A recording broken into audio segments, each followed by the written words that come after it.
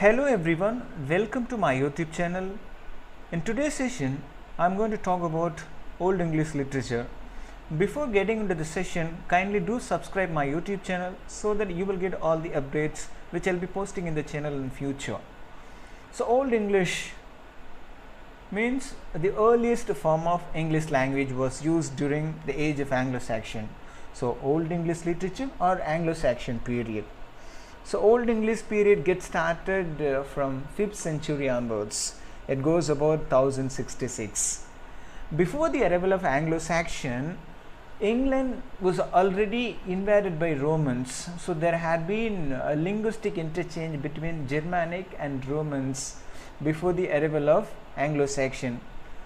There, the Latin words were already in practice in England before the arrival of Anglo-Saxon. Even when Anglo-Saxon came to England, they came with few Latin words.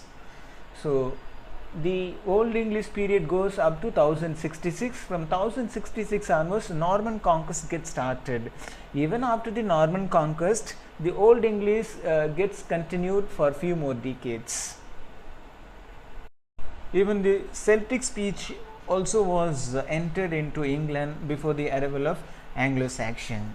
5th century, when they left England, Romans left England in the 5th century.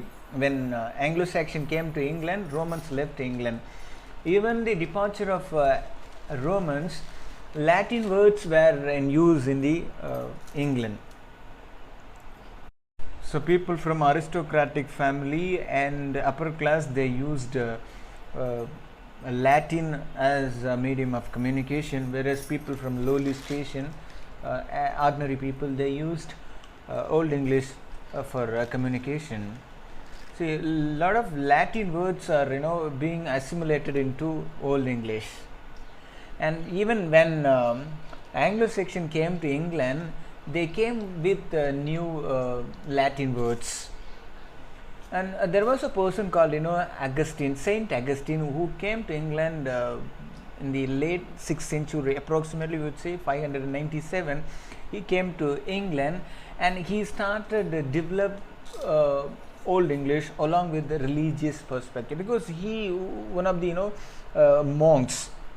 monks and missionaries, they also played major role in developing English language during 5th century in the Old English period.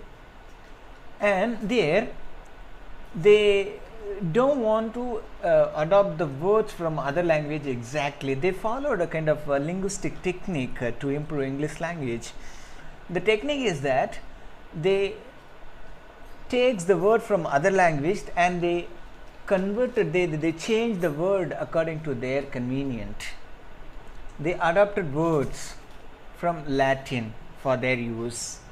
It's a kind of linguistic technique which they follow to frame English language. For example, a word called ghost. Ghost means what? The evil spirit. So this word is derived from a word called gast, G-A-S-T. So this is a kind of technique which they followed to improve English language in the Old English period. So the Vikings, they came to England, they came to Britain in the late 8th century, approximately 780s, they came to England. When they came there, King Alfred was there already. So there, the leader of Vikings is Guthrum, Guthrum, is the leader for the Vikings.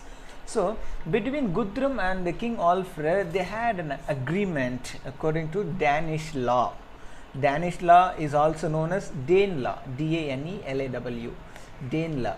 So according to the law, an agreement was made between Guthrum, the Vikings leader, and King Alfred. So the agreement is that, according to this agreement, England got split into two parts. See, one part has gone under the control of King Alfred and the next part goes under the control of the leader of Vikings, Guthrum. See, King Alfred was left in control of Wessex and London, and Guthrum took control over an area of eastern part of England. So there was a poet called the Scope, SCOP. Scope was a poet lived in the age of Anglo-Saxon, and this poet was very good in writing poetry, and he was commissioned by the Germanic kings to entertain them. This poet also another reason to develop English language in the age of Anglo-Saxon. Scope means to create, form, or shape.